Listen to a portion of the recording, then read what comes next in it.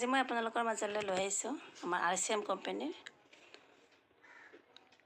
কিছলৰ কাজল। এডাল দেখিছে কাজল।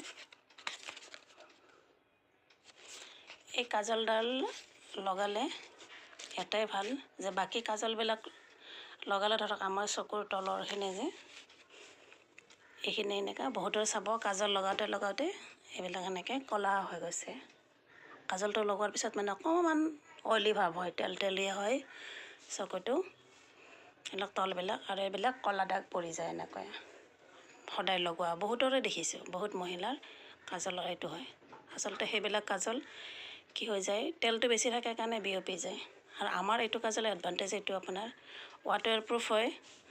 আপুনি 12 ঘণ্টা 15 ঘণ্টা থাকিলেও একো নহয়। মই ৰাতিপুৱা 7:30 লগাওঁ, আকৌ ৰাতি আহি 8টা মানত গা পা ধুই দিওঁ, তথাপিও কাজলখিনি নাযায়। আকৌ কাজলখিনি উঠাব লগা হয় অইল বা ক্ৰীম কটনত লগাই কিনে। এইটো আপোনালোকে লগাই চাব, এইটো বহুত ভাল, কোনো কেতিয়াবা মানে বিয়পি নাযায় লগালে, য'ত লগাইছোঁ তাতেই থাকে।